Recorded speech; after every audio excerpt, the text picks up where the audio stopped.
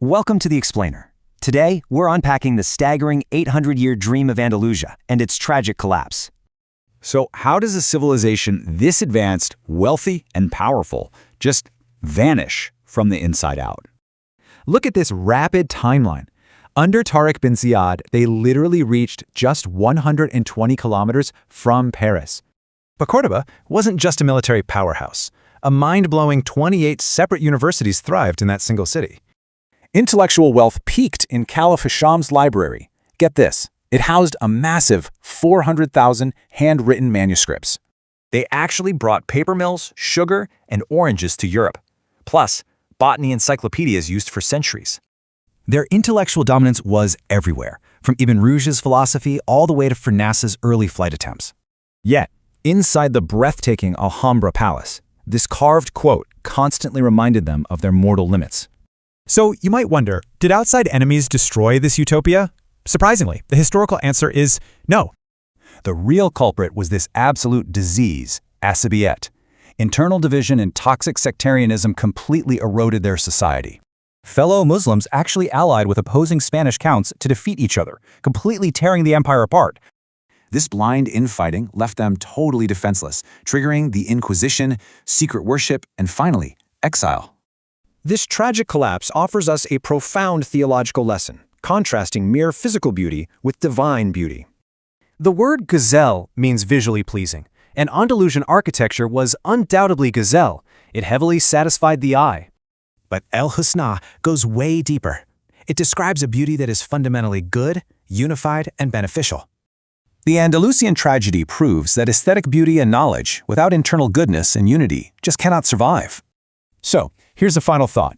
Are you cultivating true goodness or letting internal divisions destroy your foundation? Hey everyone, welcome to This Explainer. Today, we're taking a seriously fascinating journey. We're going to bridge two worlds that might seem entirely different at first glance. The dramatic, absolutely monumental 800-year history of the Andalusian civilization and a profound, mind-opening linguistic breakdown of divine beauty. I know, it sounds like quite a leap, right? But as you'll see, the historical tragedy of this incredible empire perfectly sets up a much, much deeper philosophical truth. Okay, let's dive into our roadmap for today. We'll start with number 1, the dream of Andalusia. Then 2, the golden age. 3, the fall from within. 4, the concept of El-Hüsna. 5, linguistic limits of beauty. And finally, 6, the true meaning. So section 1, the dream of Andalusia, the genesis of an empire. Just pause for a second and think about this number. 800. That's how many years the Andalusian civilization lasted on the Iberian Peninsula. To put that into perspective for us today, that's roughly 3 times the age of the United States. The source material presents this not just as some brief passing occupation, but as a deeply rooted, monumental era of human history that completely transformed the entire region. Now, looking at the timeline, while early encounters happened around 8 Hijri, the major spark was actually in 711 AD, or 91 Hijri, when Tariq bin Ziyad entered Andalusia. And the expansion? It was breathtakingly fast. According to the historical accounts we're looking at, these forces pushed incredibly far north. I mean, at one point, they were just 120 kilometers from Paris, literally right on the doorstep. Eventually, a pushback from Christian kingdoms began in 718 AD, which triggered a centuries-long contraction, finally culminating in the expulsion of Muslims in 1602 AD. But what drove that initial massive expansion?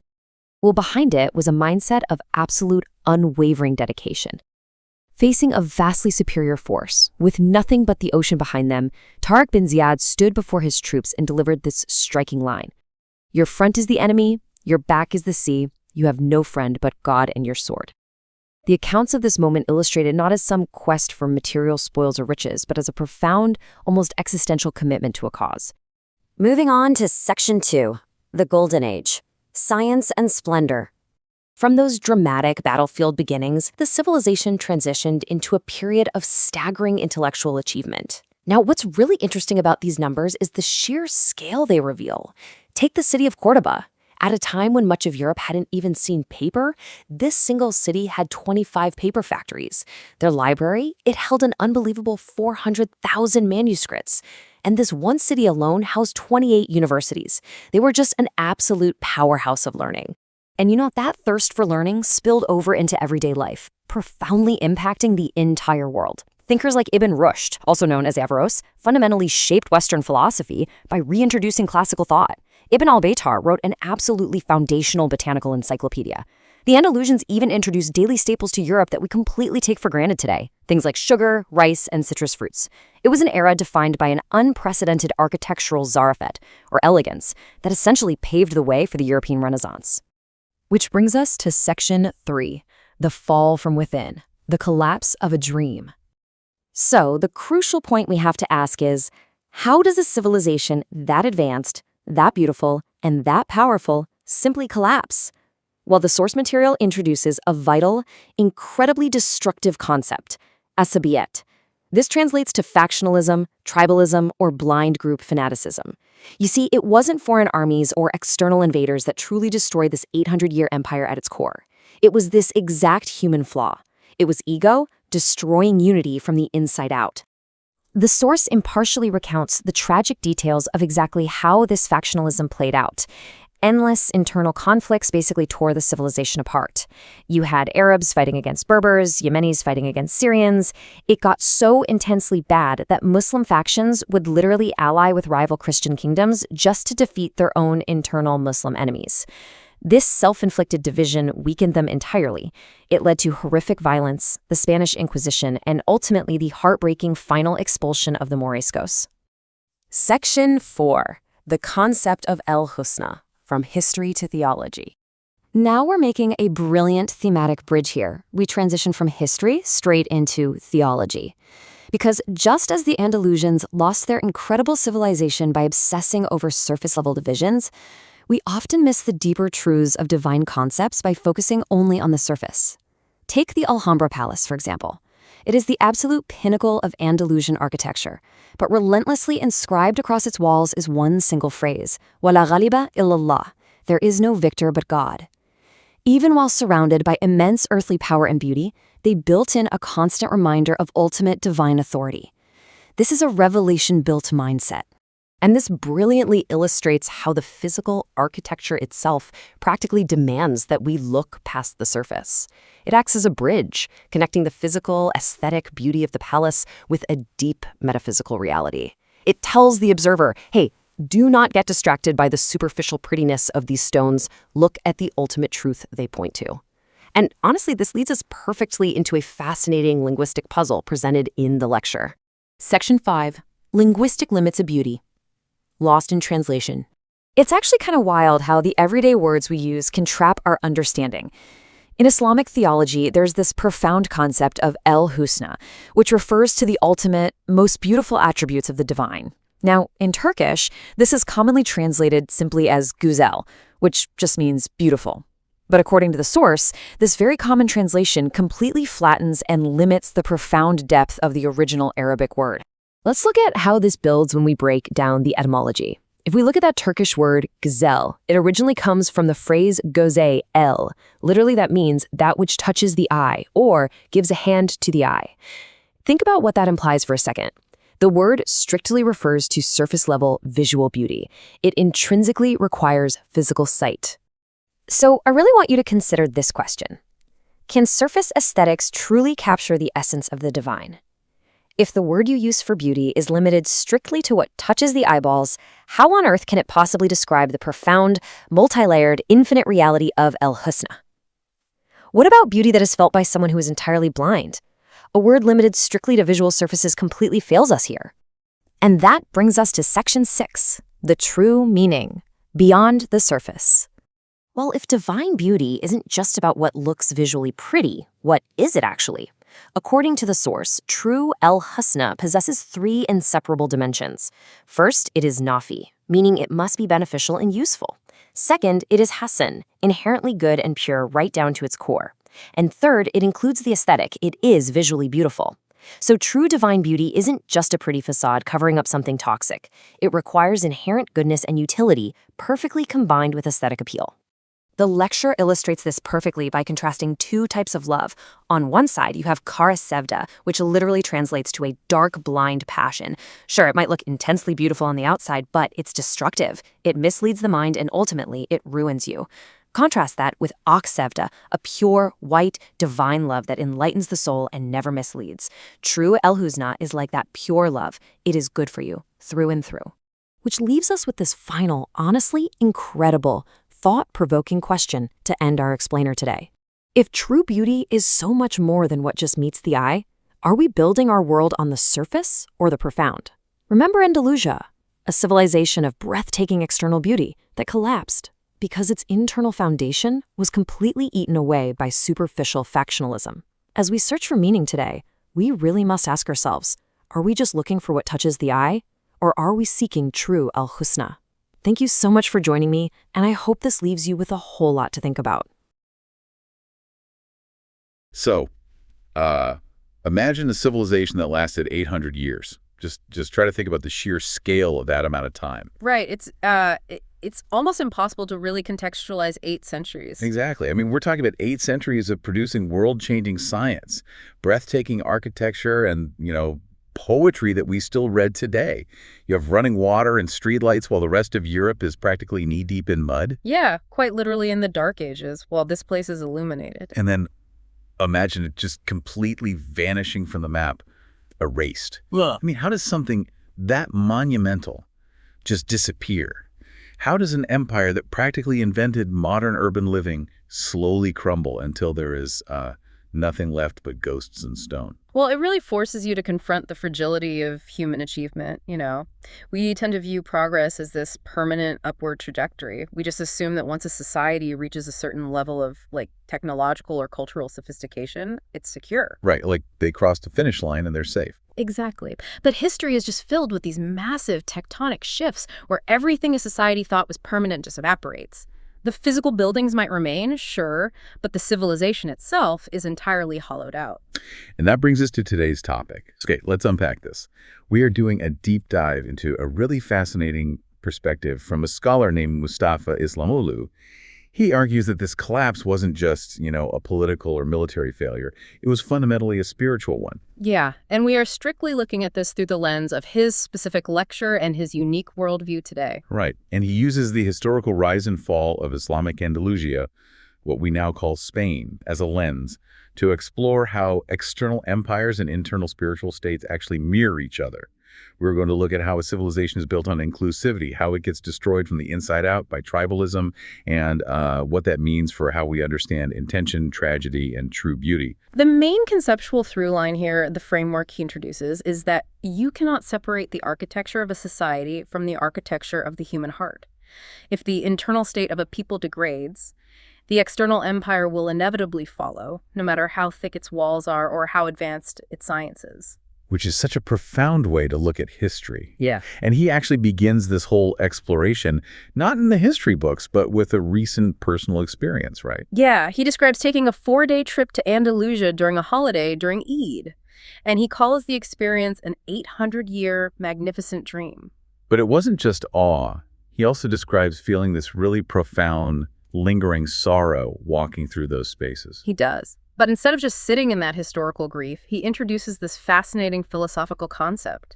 He talks about how a micro-level tragedy can actually result in a macro-level blessing. The term he uses is kuzişarlı ile kulli hayır, which translates to partial evil leading to universal good. Wait, so a partial evil leading to a universal good. How does he actually apply that? Well, he builds a very specific framework around it. He argues that witnessing terrifying events, losing territories, or experiencing horrific tragedies actually serves a hidden purpose. It expands what he calls a community's map of the heart. A map of the heart. I love that phrasing. It implies that without trauma, our internal geography is actually, quite small. Right. Like we only care about what's immediately in front of us. Exactly. We live in these highly localized bubbles. I mean, we care about our neighborhood, our city, maybe our country. But a massive tragedy shatters that bubble and forces a brutal kind of empathy. He points to Bosnia and Macedonia as prime examples of this. Oh, right, the conflicts in the 1990s. Yeah. Before the catastrophic wars and ethnic cleansing in the Balkans, the broader global community of Muslims largely lived disconnected from that specific region. They didn't really have it on their mental radar. Right, it was just a place on a map. But the horror of that war is what made people across the world suddenly realize they had a Bosnian or Macedonian part of their internal emotional map.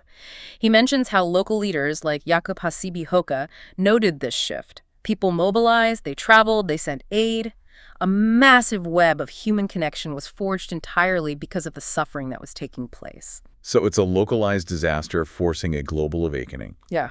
And he applies that exact same logic to the tsunami in Indonesia, doesn't he? He does, and the scale of that disaster in 2004 is still almost impossible to wrap your head around. I mean, hundreds of thousands of people were killed essentially overnight. Entire coastlines were just wiped off the map. It was apocalyptic. It really was, and his question to the listener is, before that morning, how many people living outside of Southeast Asia even knew where ACE was? Very few, probably. Right.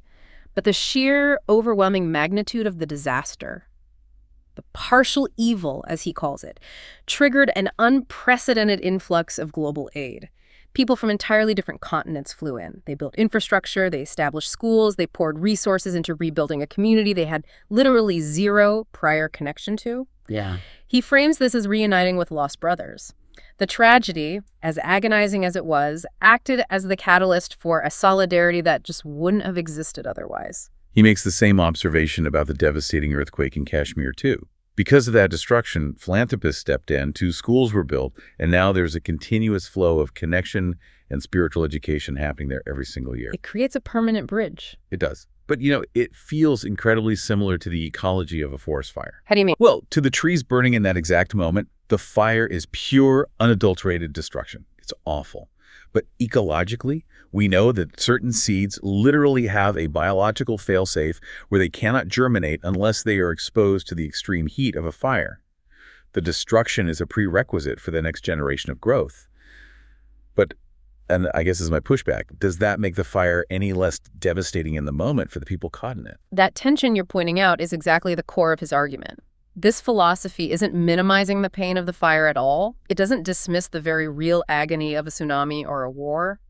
What it does is ask you to consider the perspective of the forest as a whole over a much longer timeline. Right, zooming way, way out. Exactly. The human mind is usually trapped in the present moment, feeling the heat of the flames. But this spiritual framework asks you to step back and look at the new growth that emerges decades later. It's a mechanism for making sense of a chaotic, painful world by trusting in a broader, unseen architecture of cause and effect. Which fundamentally changes how you measure value, doesn't it? If the true value of a global tragedy is only visible decades later through the connections it built, how does that apply to us personally? Because he actually takes this massive geopolitical concept of hidden purpose and zooms all the way into the individual human soul. He does. He links this spiritual accounting of tragedies to how we account for our own personal deeds. He applies this logic to the concept of the afterlife, specifically the moment a person is presented with their ledger, their book of deeds. And he says people are going to be completely shocked by what's in that book, right? Completely shocked, because we tend to operate on a very transactional basis. We just assume that a massive, highly visible act of charity will yield a massive spiritual reward. Yeah, it's the corporate balance sheet approach to morality. We expect a direct proportional return on investment based on the dollar amount or the public scale of the good deed. But he introduces this idea of a spiritually defective deed. Right. The term he uses is defolu, which means defective or flawed. The core idea is that the spiritual economy doesn't care about the external magnitude of an action. It only cares about the internal purity of the intention behind it. So the intention is literally everything. Everything. If you fund an entire hospital, but your underlying motivation was to have your name carved into the marble above the door, or to gain political leverage, or simply to feed your own ego, the spiritual income of that massive action is zeroed out. Wow. Yeah, it is separated out as slag, like the worthless byproduct of an industrial process. That makes me think of modern social media charity. You see these videos of someone handing a $100 bill to an unhoused person, but they have like 3 different camera angles filming it, uplifting music playing, and they are monetizing the video on TikTok. That is the perfect modern example. The person still gets the $100. The physical good is absolutely done. Yeah. But under this framework, the spiritual ledger registers it as completely defective because the intention was entirely selfish. It was a transaction for views, not a pure act of giving. That ego completely hollows out the spiritual value. That's a defolu deed. But the inverse is also true, and this is where it gets really interesting. Okay, lay it on me. The deeds you didn't plan, the hardships you didn't broadcast, the quiet moments of endurance, those hold immense value. He uses a highly specific anecdote from the source material about a person delivering official, sanctioned Qurbani aid, sacrifice aid to Palestine. Yay? During this official trip, this individual gets detained for a night in a cell by Israeli authorities. And from the outside, everyone looks at that and thinks, oh, what a terrible misfortune. This person was trying to do a good deed and they were unjustly punished for it. Exactly. But philosophically, the speaker views that night in a cell as an unexpected hidden blessing. Wait, a blessing. Yeah. Because the planned official charity trip might have carried a tiny bit of ego. It was scheduled, people knew about it, there was a baseline expectation of praise or recognition, but getting locked in a cell, there is no ego in that. There is no showing off. Right, you're just sitting there in the dark. Exactly. It is an unplanned, unadulterated hardship endured quietly. Because it is completely stripped of any performative aspect, that single night of quiet endurance might be the exact entry in the ledger that brings ultimate joy and salvation in the afterlife. And just to be clear for the listener, we are framing this strictly as the speaker's philosophical view on spiritual rewards. We're keeping it politically neutral and just looking at his theological accounting here. Absolutely. It's about the internal mechanism of intention. But the irony is just striking. We treat our morality like a bank account, but the source suggests the things we view as our greatest moral assets might be liabilities, and the unexpected hardships we view as liabilities might be our only pure assets. Because it all comes down to pure, uncorrupted intention. And if intention is what builds spiritual credit, that leads us right into the history, because it was this exact kind of intense, pure intention that built the Andalusian Empire in the first place, wasn't it? It was. To understand how they built it, you have to look at the historical timeline, starting in the year 711 CE, or 91 in the Hijri calendar. This is when the Muslim armies first crossed the strait from North Africa into the Iberian Peninsula. Right, into Spain. Yeah. And the military leaders of this expedition were Tariq bin Ziyad and Musa bin Nusayr. And the psychology of that initial crossing is just legendary. Tariq bin Ziyad lands his forces at the mountain that actually still bears a corruption of his name today, right? Gibraltar. From Jabal Tariq, the mountain of Tariq. Yes, exactly. He has a relatively small force, about 7,000 men, standing on the edge of an unknown continent. And he gives a speech that is essentially a masterclass in burning the boats. He tells his army, the sea is behind you, the enemy is in front of you. Mm-hmm. He makes it completely clear that retreat is not a physical option. It's do or die. But the most crucial part of his leadership is what he says next. He says, I'm rushing to death first. If you don't see me at the very front, don't fight. See, he completely removes the hierarchy of risk right there. He isn't a general directing troops from a safe hilltop. He is personally guaranteeing that he will be the first one to absorb the impact of the enemy line. Which creates an incredibly potent psychological bond between a leader and their soldiers. It does. But the logistical and physical feat that followed that initial landing is just staggering. Shortly after Tariq's success, Musa bin Nusayr arrives with a larger force, about 18,000 men. And they begin marching incredibly deep into Europe. They push through the entire Iberian Peninsula, cross the Pyrenees, and reached a point roughly 120 kilometers from Paris. Just stop and think about the geography of that for a second. Marching an army of 18,000 men from North Africa and Middle East to within 120 kilometers of Paris. It's insane. We are talking about a journey of roughly 6,000 to 7,000 kilometers. There are no supply lines. There are no trains. They're on horseback and on foot, navigating foreign terrain, hostile armies, and totally changing climates. The exhaustion must have been mind-bending. I mean, the source says the soldiers were literally asking their commanders, where else are we going? How much further can there possibly be? Which naturally leads to the ultimate question of motivation. Why do you march an army 7,000 kilometers away from home? Usually the cynical default historical assumption is that it's always about plunder.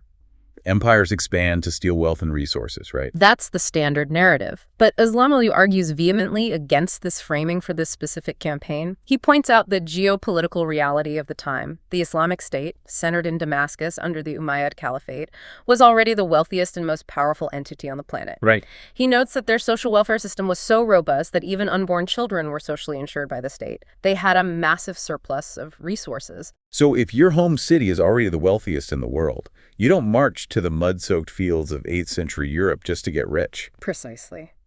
If wealth is the goal, you stay in Damascus. He argues this expansion was driven by a love of conquest, but not in the imperial subjugating sense. It was a spiritual drive. An ideological expansion. Yeah, it was an overwhelming desire to carry a message and a new societal framework to the edges of the known world. It was fueled by that pure intention we discussed earlier, not by the desire for a larger treasury. Okay, here's where it gets really interesting. Because the most stunning sociological evidence for this pure motivation is the actual identity of the men leading the charge. The generals themselves. Yes. If you look at human history, generals are almost always drawn from the aristocracy. They're the sons of kings, wealthy landowners, the elite. But Musa bin Nusayr, he was the son of a war captive. His father was literally an enemy combatant who had been captured by the Muslims in a previous conflict. And Tariq bin Ziyad. Right. Tariq bin Ziyad was a freed slave who himself had been owned by a freed slave. How on earth does an empire take the children of its defeated enemies and men from the absolute lowest, most disenfranchised rungs of society and turn them into its most loyal, motivated, and successful generals? That is the ultimate paradox of standard imperial history. Usually, if you conquer a people, you create a multi-generational grudge. The children of the conquered grow up resenting the conqueror, just waiting for the moment to rebel. Naturally. But the argument here is that the Muslims didn't just conquer territory, they executed a conquest of hearts. The societal, spiritual, and legal framework they introduced was so fundamentally egalitarian compared to the rigid class structures of Europe at the time that it completely overwrote those generational grudges. It offered absolute social mobility. If you were a slave in the 8th century, your life is basically over before it begins. But this system comes in and says, hey, if you possess the capability, the faith, and the drive, you can command the armies of the most powerful state in the world. And that level of inclusion naturally breeds an almost fanatical loyalty to the system. We see that exact loyalty demonstrated perfectly in Musa bin Nusayr's ultimate test. Oh, the recall. Yeah. After conquering vast territories and accumulating immense local power in Spain, Musa receives an order from the Caliph recalling him to Damascus. Which is a crazy test of loyalty. Let's evaluate his position. He is thousands of miles away from the capital. He is surrounded by an army that is fiercely loyal to him personally. He essentially controls a massive, wealthy new territory. He's practically a king. In almost any other historical context, a general in that position ignores the recall, declares himself an independent monarch, and starts his own dynasty. I mean, Rome fell apart precisely because its distant generals kept doing exactly that. But Musa packs up and marches back. He obeys the recall. He voluntarily relinquishes absolute power because his primary allegiance wasn't to his own ego. It was to the broader spiritual and political system he served. His actions proved the speaker's point. The driving force was submission to a higher ideal, not personal aggrandizement. And because the foundation of this new territory was built on that kind of ideological commitment, rather than just sheer military subjugation, it didn't devolve into a brutal military outpost. It actually transformed into an unprecedented intellectual utopia. It jump-started the 800-year golden age of Andalusia. The scale of civilizational output that occurred in the Iberian Peninsula over those next 8 centuries is really difficult to overstate, and it's crucial to recognize that this happened in a foreign land. Right. It wasn't in the Middle East. No, it was built in Europe, in the land of Hispanics, a region the speaker describes as a place of 1,001 races. It was a massive melting pot. The intellectual cross-pollination is just mind-blowing. Let's look at the scholars they produced. You have figures like Al-Qurtubi and Ibn Hazm producing monumental works of law and theology. But then you look at someone like Abu Hayyan. Oh, Abu Hayyan is a great example. He was incredibly prolific. He wrote nearly 300 different works. And incredibly, 3 of those books, written on the edge of Western Europe in Spain, were deep grammatical treatises on Turkish verbs. That specific detail perfectly illustrates the vast, interconnected network of knowledge they built. You have a scholar in Spain meticulously analyzing the linguistic structure of a language spoken by tribes thousands of miles away. The level of curiosity about the broader world was just insatiable. And it wasn't just abstract linguistics or philosophy. They were fundamentally rewiring the hard sciences, too. Look at Ibn al-Battar, born in Malaga. He is widely considered the father of modern botany. Right. He didn't just look at plants. He systematically categorized them, documented their properties, and created this massive encyclopedia of medicinal botany that literally served as the foundational text for European medicine all the way into the 19th century. They were applying rigorous observation and engineering to the physical world. There are accounts of an Andalusian engineer who essentially pushed past the geometric limitations of Euclid to invent a highly complex astrolabe with a tiny margin of error to measure the sun's distance. Let's actually talk about the astrolabe for a second, because it sounds like a magical artifact, but it's really an analog computer. That's exactly what it is. It's a device that takes a three-dimensional map of the night sky and flattens it onto a two-dimensional metal plate. By aligning the dials with the stars, you can calculate the time of day, your exact latitude, the timing of sunrise and sunset. In a society where daily prayers are strictly tied to solar positions, and where trade requires navigating vast oceans and deserts, precision engineering of the sky isn't a hobby, it's the bedrock of their entire civilization. And the engineers in Andalusia were building these devices with margins of error so small they rivaled modern instruments. It's incredible. Then you have the legendary Abbas ibn Firnas making some of the earliest recorded, mathematically calculated attempts at human flight. Way before Da Vinci. Way before. But beyond the hard sciences, their work in philosophy quite literally salvaged Western intellectual history. The scholar Ibn Rushd, who became known in the Latin West as Averroes, spent his life meticulously translating, commenting on, and purifying the ancient Greek texts. Aristotle, Plato, Socrates, the Neoplatonists. Exactly. Much of this had been lost or actively suppressed in Europe during the early Middle Ages. The Muslims preserved it, purified it, and passed it on to the West. Ibn Rushd's philosophical school dominated Europe for 200 years. So when the European Renaissance finally kicks off, it isn't because a group of scholars in Italy suddenly found a bunch of dusty Greek scrolls in a cave. It's because the philosophical engine of Cordoba had preserved that knowledge, distilled it, expanded on it, and eventually passed it back to the Latin-speaking world. Without the intellectual bridge of Andalusia, the Renaissance as we know it simply does not occur. But ideas need a medium to spread. You can have all the philosophers in the world, but if you can't distribute their thoughts, civilization stagnates. And this is where the physical infrastructure of Andalusia becomes the true game changer. I mean, the city of Cordoba alone housed 28 universities, but more importantly, it had 25 active paper factories. The paper factories are crucial. We really need to pause on them, because we take paper completely for granted today. Walk us through the reality of making a book in the rest of Europe during this time. Sure. If you are in Paris or London in the 9th or 10th century and you want to produce a single book, you are using parchment or vellum. This requires the skins of animals, sheep, calves, or goats. You have to raise the herd, slaughter them, skin them, soak the hides in a lime solution for weeks to remove the hair, stretch them on frames, scrape them clean with a knife, and dry them under tension. That sounds exhausting. It is an incredibly laborious, expensive, and frankly smelly process. A single large Bible might require the skins of 200 or 300 sheep. Because the material is so scarce and expensive, knowledge is completely bottlenecked. Only kings and the highest levels of the church can afford books. And then you look at Cordoba. They had acquired the technology of paper making originally from China, and they industrialized it. They were taking hemp, linen, and old rags, breaking them down into a pulp with water-powered trip hammers, and pressing them into sheets. It was cheap, it was scalable, and it was fast. Because they cracked the code on mass-producing the medium of information, their libraries just exploded. Yeah. The library of Caliph Hisham II alone contained 400,000 manuscripts. 400,000. Having 400,000 books in one place completely alters the intellectual velocity of a society. You are no longer just hoarding a few sacred texts. You are fostering an environment of mass debate, cross-referencing, and rapid innovation. And they were introducing new agriculture too, right? Rice, sugar. The actual root of the word sugar in Western languages comes from Arabic because of Spain, and citrus fruits like oranges. Yes. And this cultural and economic explosion wasn't just happening in a vacuum. The local population saw the stark contrast between their previous lives and what this new society offered. You mean the Visigoths? Exactly. The Visigoths, who ruled Spain before the conquest, had a very complex religious history. Many had originally been Arian Christians, which was a Unitarian belief system that did not hold to the Trinity.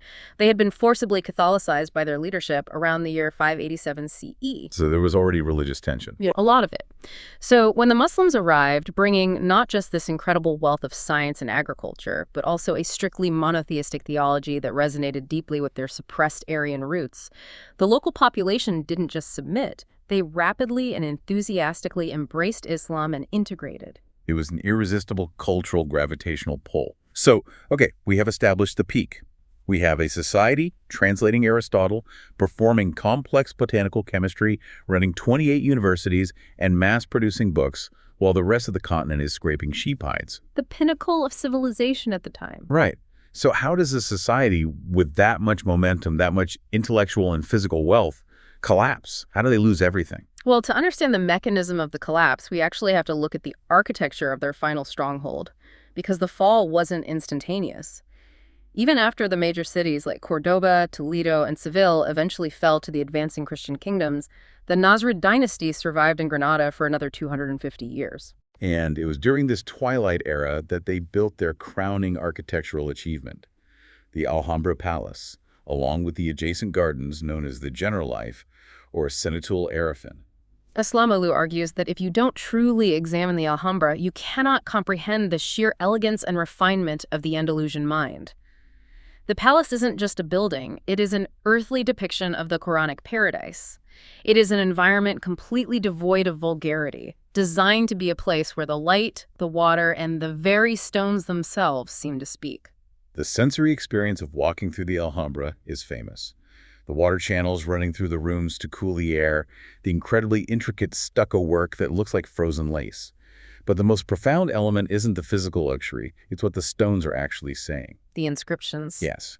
Everywhere you look, carved into the archways, repeating endlessly along the borders of the walls, woven into the corridors, and even inscribed in the private bedrooms, there is one continuous repeating phrase. Wala ghaliba illallah. And there is no victor but Allah. It is a deliberate, inescapable architectural choice.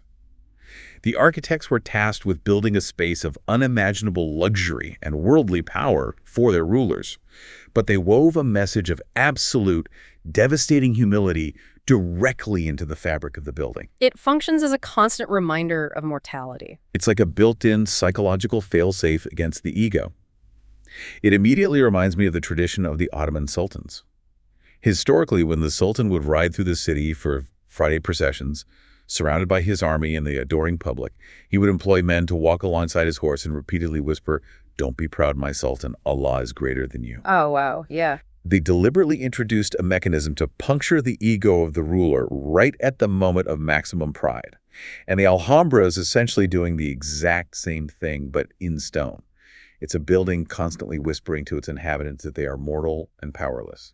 But the tragic irony is that despite living inside a building literally carved with warnings against pride, the Muslims of Andalusia succumbed to the exact hubris those walls were trying to protect them from. And this brings us to the poison that finally killed the 800-year dream. Right. Islamoğlu is incredibly adamant about this. He stresses that Andalusia was not destroyed by external enemies. The Spanish Christian kingdoms and the Crusaders did not orchestrate the collapse. The civilization destroyed itself from within by a disease called asabiya. Let's define asabiya, because it's usually translated as tribalism, but that word almost feels too small for the level of destruction we were talking about. Tribalism is the simplest translation, sure, but a more accurate description would be a pervasive, toxic factionalism. It is the elevation of the group ego over the universal principle. It manifests as racial prejudice, sectarian bigotry, and blind group fanaticism, where you prioritize the victory of your specific clan or race above the survival of the civilization itself. The contrast between what they had and what they threw away is just nauseating. Consider the reign of Abd al-Rahman III, which history literally refers to as the wedding days. It was a 50-year period of such profound stability, wealth, and diplomatic dominance that even rival European nations would travel to Cordoba just to sign their treaties. They were the undisputed center of gravity in the Western world. And yet they chose to fracture it. The two primary demographic groups that had shed blood together to conquer the peninsula in the first place, the Arabs and the Berbers, turned on each other with a terrifying, blinding ferocity. The people who built this society decided they would rather burn it to the ground than share power with their neighbors. The political betrayal alone is staggering. These rival Muslim factions hate each other so much that they actually began forming military alliances with the opposing Spanish Christian counts just to gain an upper hand against their fellow Muslims. They willingly traded away their own massive historic cities just to win petty internal squabbles. Exactly. The great city of Toledo fell entirely because of this internal treachery in 1085. They handed the keys of their civilization to the enemy because they were too busy fighting over who got to hold them. And the conflict quickly descended from political maneuvering into deeply personal, horrific violence. When the societal framework collapses into tribalism, all moral guardrails vanish. The accounts from this period are just brutal. Tell me about it. Well, the source mentions factions from Syria sneaking into neighborhoods at night to mark the doors of Berber families so they could be hunted down and massacred in organized pogroms the next day. The factionalism was endless. Yemenis fighting Syrians, then Kaisasis fighting others. It descended into absolute savagery.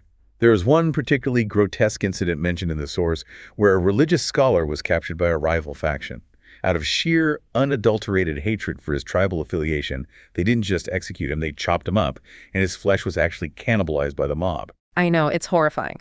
But to understand how a society of scholars and engineers degrades to the point of literal cannibalism, Islamoğlu unpacks a deeply resonant theological warning from the Quran. What's the connection? In Islamic theology, the act of backbiting, speaking ill of someone behind their back to sow discord, is explicitly likened to eating the flesh of your dead brother. It is a spiritual disease that consumes the community. The speaker suggests that when this internal rot, this hatred and asabiya is left unchecked, it doesn't just stay in the realm of gossip or political division. It inevitably manifests in the physical world in the most barbaric, literal ways imaginable. The spiritual cannibalism becomes physical cannibalism. Exactly. Hate the division, not the people. Because when hatred goes unchecked, this is the result. It is the ultimate endpoint of defining yourself entirely by who you hate. And when you look at it through that lens, it is terrifyingly applicable to our modern lives. So what does this all mean for you and me today? We look back at them and think, how could they be so foolish? But look at modern political parties or corporations or social movements. How easy is it for any organization or society to cannibalize itself over minor differences? Very easy. You become so obsessed with defeating the rival faction within your own house that you don't even notice the house is already burning down. And when the House of Andalusia finally burned completely to the ground with the fall of Granada, it ushered in one of the most agonizing chapters of endurance in human history, didn't it? It did. The Inquisition and the secret Muslims. The political state was gone, but the Muslim presence lingered for another 110 years. Millions of people remained, living as what history calls the Moriscos, or the Mudéjars. And their existence was defined by a tragic double life. To avoid execution, they had to appear as devout Christians on the outside, but they remained Muslim on the inside. The psychological toll of living every single day under the Inquisition is unimaginable. The historical records provide these heart-wrenching glimpses into this duality.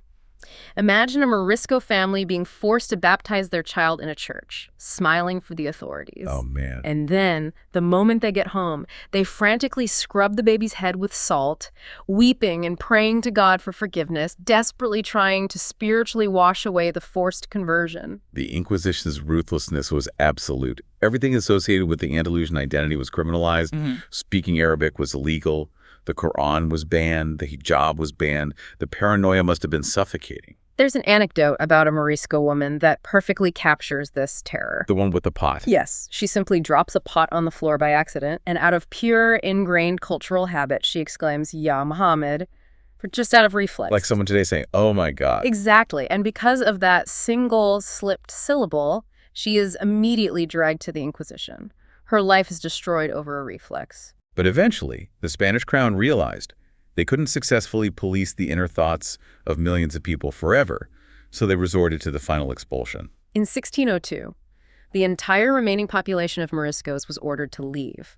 The diaspora fled across the sea in a chaotic, brutal exodus. Many drowned. They ended up scattered across North Africa, and some took a long, desperate route all the way to Istanbul. And when they arrived in Istanbul, Sultan Ahmet, I actually settled them in the Galata district and financially supported them. He did. And what stands out here is the incredible resilience of their identity. The speaker highlights that they were called Muvalun, which translates to the reborn ones. Even under the constant threat of being burned alive for over a century, the culture clung to its roots. It shows the deep psychological anchoring of their faith. You can burn their books, but you can't burn the faith out of the human heart. So how do we interact with the ghosts of this civilization today? Because the speaker has a very specific and provocative answer to that. He reflects on modern Cordoba. The Great Mosque of Cordoba, which once had 4,000 historic counterparts in the city, is now a single cathedral. And currently, Muslims are forbidden by the authorities from performing prayers inside it. Right. And he describes a moment where he secretly prayed a 2-rakat prayer inside while his friends formed a human wall to hide him from the police. And just to be impartial here, we should note that he draws a direct comparison between this restriction in Cordoba and the status of the Hagia Sophia in Istanbul. He highlights this entirely as his own view on the unequal access to historic houses of worship. Yes, that's his framing. But he is also highly critical of how wealthy modern Muslims behave regarding this legacy. To illustrate the right approach, he points to a French convert named Roger Garaudy. What did Garaudy do? Garaudy bought a historic Andalusian house right next door to the Great Mosque in Cordoba. And he didn't keep it private. He opened it up to provide a place for visiting Muslims to pray freely and drink tea. Oh, that's beautiful. He uses Garaudy to contrast with wealthy modern Muslims who buy luxury villas in America but completely ignore the spiritual ruins of their own heritage. Islamoğlu calls the act of reviving these spaces an Andalusian umrah. An Andalusian umrah.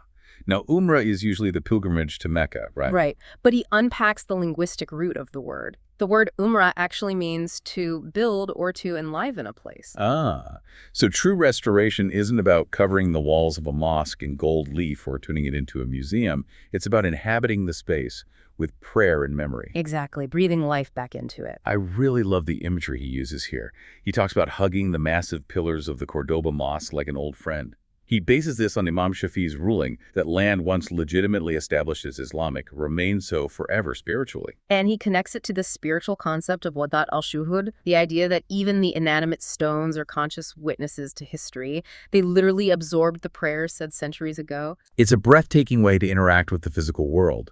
But to really grasp why they view beauty and connection in this way, we have to look at the language the speaker uses to describe the divine.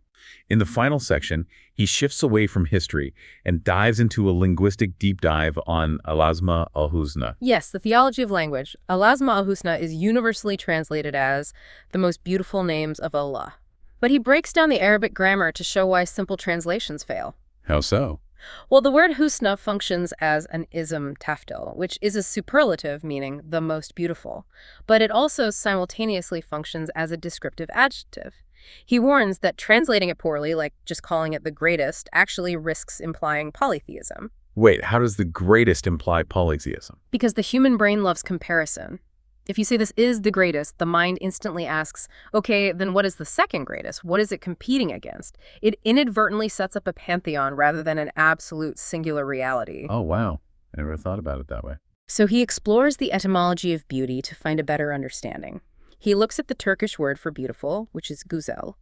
Its root is güze elveren, which literally means shaking hands with the eye or appealing to the sight. Shaking hands with the eye, that's a great phrase. But he argues that's insufficient for divine beauty, right? Completely insufficient. Earthly beauty is güze elveren, but divine beauty must be gönle elveren. It must appeal to the heart. He points out that not all physical beauty is good. Some beauty is fetn. Fetn meaning destructive beauty. Yes, a fitna-inducing temptation. A beautiful thing can ruin your life. But Allah's beauty encompasses absolute goodness, benefit, and aesthetics. It inspires what he calls aksevda, which is pure white love. As opposed to karasevda, right? Dark, obsessive love. Exactly. The names of God are designed so the human intellect can ascend a mirage of the mind to understand the divine without falling into anthropomorphism, which is reducing God to human or physical forms. If we connect this back to the bigger picture of Andalusia, the Muslims there built an empire of unimaginable physical beauty. It was the ultimate göz elveren. It shook hands with the eye of the world.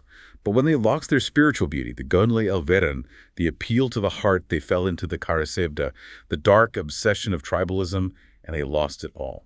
To summarize this massive journey we've been on, we've seen the paradox of tragedy bringing hidden gifts and the spiritual ledger of pure intention.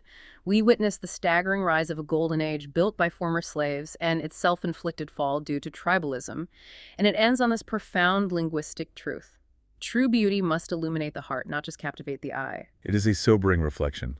And I want to leave you with a final provocative thought to mull over. We live in an era of intense information overload. We're essentially living in a digital Andalusia, accumulating massive amounts of knowledge and technology. But looking at our own modern tribalism, our own digital asabiya, Are we currently using this knowledge to build our own Alhambra? Or by constantly fracturing into warring factions, are we just quietly writing the history of our own inevitable expulsion? A stone archway looks permanent, but it's really just a fragile balancing act of tension and gravity. You know, you remove one keystone and centuries of history just collapse in an instant. Today's material examines the Andalusian civilization, an 800-year archway that collapsed due to internal fractures, and it ambitiously attempts to connect that history to the divine meaning of El-Hüsna, or the beautiful names of Allah. Yeah, it's a really profound piece. The author clearly brings deep expertise and just, like, a huge amount of passion to this. Absolutely. But we're going to dive right into the structural feedback to maximize the overall impact of the piece. To start, the emotional momentum established in the historical narrative of Andalusia abruptly halts when transitioning into the etymological breakdown of El-Hüsna. Right. That's the defining structural challenge of this entire text, and it happens right down the middle. As it stands, the material essentially reads like two entirely separate essays, just stitched together at the binding. I definitely felt that while reading it. Yeah, because in the first half, the author spends an enormous amount of time building this sweeping, passionate epic about the rise and fall of an 800-year civilization. As a reader, you are completely immersed. Oh, you're right there walking through the architectural wonders of Cordoba. Exactly. You're conceptualizing the sheer scale of like 25 paper factories. You're mourning the loss of a library with 400,000 manuscripts. The emotional stakes are just incredibly high. And the tragic catalyst for all that loss is the internal tribalism tearing the society apart. Right.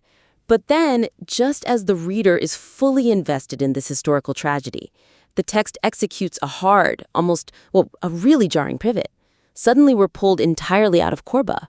Yeah, and dropped into a highly granular linguistic analysis. Exactly. The author starts dissecting the etymology of the Turkish word güzel and parsing the intricacies of Arabic grammatical forms. The weakness here is that this hard structural break instantly dilutes all the emotional weight they just built up.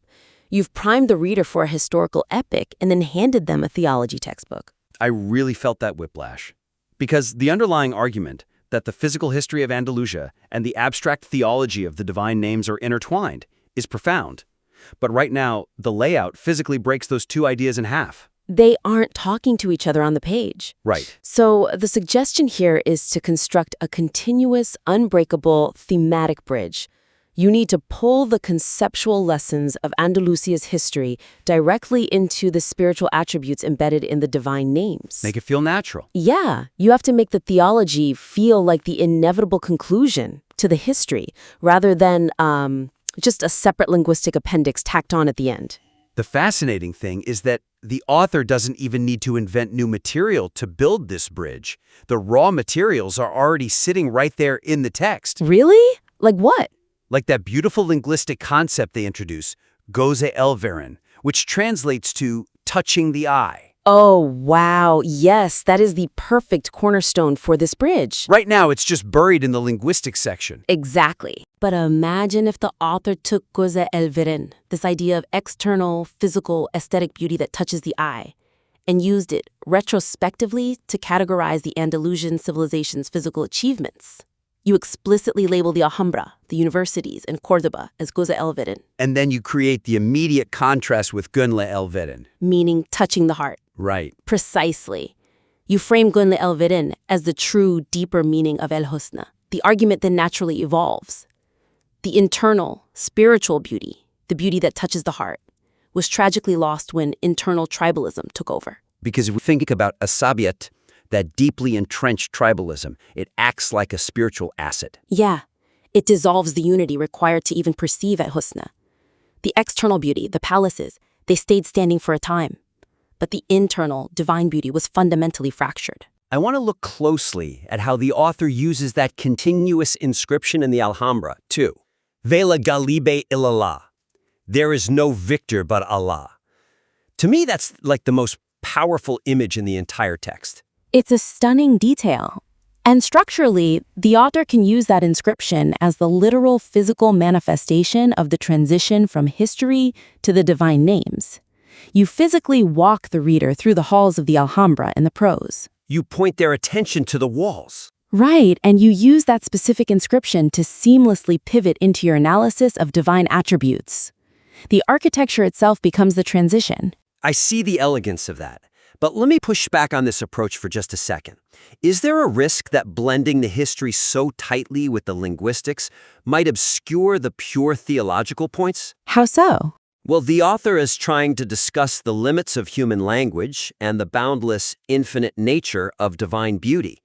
If we anchor that theology too firmly in the physical stones of the Alhambra, don't we risk losing the abstract majesty of it? Like, we're tying the infinite to something that eventually crumbled. I totally understand that hesitation, but I'd argue that theology completely divorced from human experience almost always reads as dry theory. Fair point. By marrying the linguistic limits of the word gazelle to the literal collapse of a human civilization, the theology actually becomes much sharper and more urgent. You aren't dragging the divine down to the stones. You are proving that when a society abandons El-Hüsna for petty earthly tribalism, they inevitably lose their physical beauty too. Oh, so the theology explains the historical collapse. It provides the why. Exactly. It doesn't obscure the infinite nature of the divine names.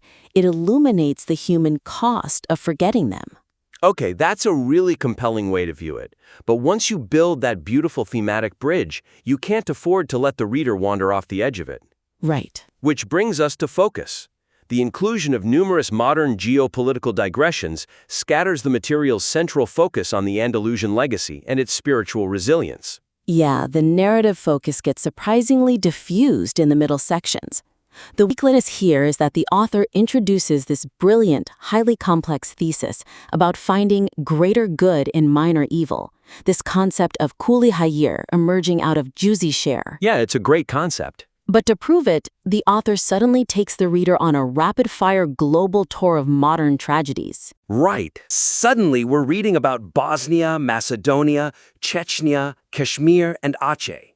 We get highly specific mentions of the Asian tsunami. And detailed descriptions of specific NGO school-building activities in disaster zones. Yeah, which pulls the narrative anchor entirely away from Córdoba and Granada. Exactly. The author spent thousands of words carefully constructing a very specific, mournful atmosphere around Andalusia, and then just dissipates all of that weight by aggressively switching context. I mean, reading these modern digressions feels like wandering through the breathtaking halls of the Alhambra, but constantly looking down at a smartphone to read global news alerts. Yes. It just completely breaks the immersion. You can't process the 800-year fall of an empire and a modern tsunami in the exact same emotional breath. I love that analogy because it highlights the cognitive load the author is placing on the reader. It's narrative whiplash. So the suggestion to fix this is to condense these modern comparisons into a single, highly evocative parallel that directly mirrors the Andalusian experience. Maintain a tight focus. Right. The goal is to keep that primary thesis clear without overwhelming the reader with half a dozen separate timelines and regions. But if I'm the author, I might argue that the entire point of listing those regions is to demonstrate scale. Like, they clearly want to show that the pain of Andalusia isn't isolated. It's a universal pain experienced by the global Ummah. If we strip out Kashmir and Aceh, don't we lose that massive global resonance? That is a very, very common instinct for writers, assuming that geographic breadth equals emotional universality. But reading mechanics actually work the exact opposite way. Really? Yeah. True universality doesn't come from listing 10 different countries. It comes from drilling down so deeply into one specific human experience that anyone, anywhere recognizes the feeling. Oh, I see. If you describe the weeping stones of Cordoba and the lingering grief of one specific, well-chosen parallel, the reader will naturally do the work of applying that feeling to Kashmir, or Aceh, or their own personal losses. You don't have to list the inventory of global tragedies for them. Just let the Andalusian pain breathe. So if we are condensing this, what does the implementation look like? Which parallel do we actually keep? Bosnia is the strongest candidate by far. Given its shared European context, its rich Islamic heritage, and the parallel architectural losses, like the destruction of the bridge in Mostar, it serves as a perfect, haunting mirror to Andalusia. That makes a lot of sense. You briefly contrast the specific tragedy of Bosnia with the legacy of Córdoba. You establish your theological point about kuli hayr, how spiritual resilience survives even when physical structures are destroyed, and then you move right back to your core thesis. What if the author absolutely insists on keeping the names of the other regions to honor them? Is there a way to synthesize them without breaking that narrative spell? Yes, but it requires extreme syntactical discipline. You can synthesize these tragedies into a single passing reflection on the expanding geography of the heart. Oh, that's a nice phrase. Yeah. You might mention the names Bosnia, Chechnya, Kashmir in a single beautifully crafted sentence, but you absolutely must strip out all the highly specific, distracting details. No mentions of tsunamis. Right. No mentions of charitable infrastructure or NGO schools. The moment you introduce logistical details about modern charities, you shatter the poetic symmetry of the Andalusian legacy. Okay, so keeping the reader on the bridge is a matter of narrative focus, but guiding them across that bridge requires the right authorial voice. And that leads us to the final area of improvement. An over-reliance on rhetorical questioning and conversational asides slightly undermines the profound academic and spiritual authority of the text. This is a classic, deeply ingrained challenge that comes up when an author tries to translate a passionate spoken-word lecture into a written document. It happens a lot. It really does.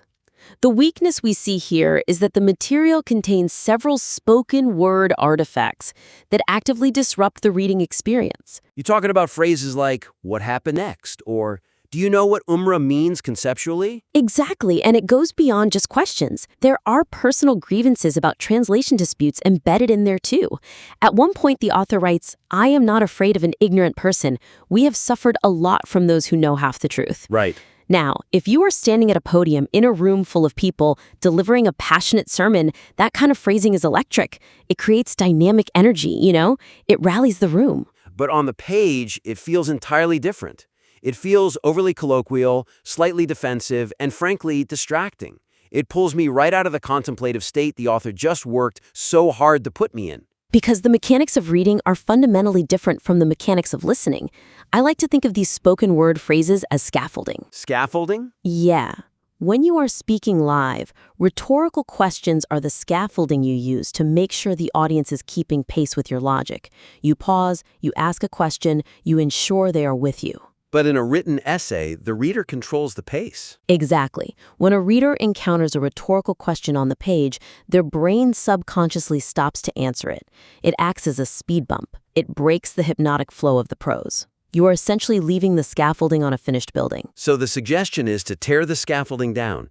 Transform the most impactful rhetorical questions into declarative, authoritative statements, and prune the conversational filler and personal grievances that just don't serve the core argument. Precisely. Let's look at a concrete example. In the text, there is a section about the conqueror, Musa bin Nusayr. The author currently sets up the historical point by asking the conversational question, how did they make a conqueror out of an enemy's son? It sounds like the setup to a fascinating anecdote, but it lacks gravity. Right. So instead of asking, state the reality with absolute, unshakable authority.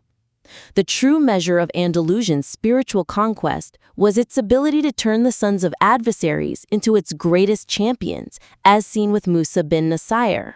Oh, wow. The difference there is night and day. The declarative version acts as a guiding hand, pulling the reader forward, rather than a speed bump, forcing them to stop.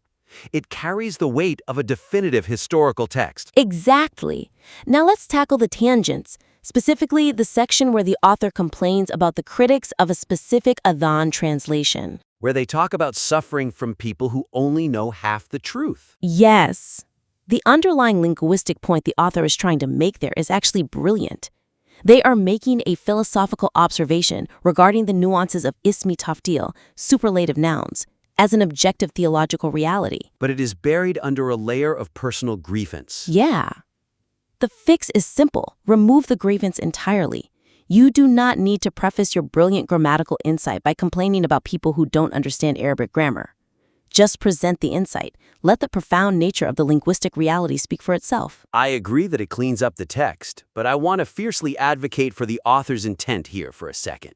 If the primary goal of this piece is to maintain an intimate, sermon-like connection with the reader, to to make them feel like they are being spoken to directly by a spiritual guide. Doesn't removing these colloquialisms risk making the text feel too sterile? Won't it just become a distant, overly academic paper? That is the exact fear that keeps writers clinging to rhetorical questions. But the premise is flawed. In written prose, intimacy doesn't come from acting like you're having a casual chat across a coffee table. Intimacy comes from the vulnerability of the ideas and the sheer, staggering beauty of the prose. Think about the moment in this text where the author describes a worshiper acting as the owner of a confiscated mosque. That concept is deeply, fundamentally intimate. You don't need to wrap it in a conversational "did you know" to make the reader feel it. That makes a lot of sense. The intimacy of speaking comes from the person, but the intimacy of writing comes from the prose. That is exactly it. By stepping into an authoritative, declarative voice, the author isn't becoming sterile or distant. They are becoming a masterful, trusted guide. They are saying to the reader, I have charted this massive, complex territory of history and theology, and I know the way through. Follow me. That's a fantastic way to frame it. Let's quickly synthesize what we've unpacked today in this critique. We've outlined 3 major, actionable pivots for this piece. First, utilizing the concept of Gozé El-Veran and the physical inscriptions of the Alhambra to create a seamless thematic bridge between the historical epic of Andalusia and the linguistic theology of El-Hüsna. Second, maintaining total narrative immersion by condensing the sprawling modern geopolitical tangents into a single focused parallel like Bosnia to let the Andalusian tragedy truly resonate. And finally, removing the scaffolding of spoken word artifacts, converting those rhetorical questions into authoritative, declarative statements to match the profound weight of the subject matter. The foundational research and the sheer passion embedded in this material are exceptional. The concepts really are brilliant. It is simply a matter of calibrating the architecture so the reader can fully experience them. We warmly invite you to implement these structural and stylistic refinements and submit your revised work back to the critique for another session. Remember, the legacy of a great text is much like the legacy of the architecture we discussed today. Get the internal structure right, ensure the pieces bear weight together rather than pulling apart, and your work will easily stand the test of time. Welcome to The Debate. Imagine a civilization so advanced that it boasts 28 universities and, a library of 400,000 handwritten books in just a single city. Right, and this is operating at a time when the rest of the continent barely even has access to paper. Exactly. It thrives for 800 years. It completely synthesizes philosophy, science, art, and then, it is completely, systematically wiped off the map. So today we are looking at the magnificent rise and the, frankly, staggering, tragic erasure of the Islamic civilization in Andalusia in modern-day Spain. Yeah, the physical stones are still there, sure, but the society that placed them, the culture that engineered that unparalleled intellectual machinery, it's entirely gone. And the question of how that happens is, it's one of the most fascinating puzzles in history. It really is. And my stance today is that Andalusia's fall is the ultimate story of, an empire committing suicide. Okay. It's a profound internal moral failure.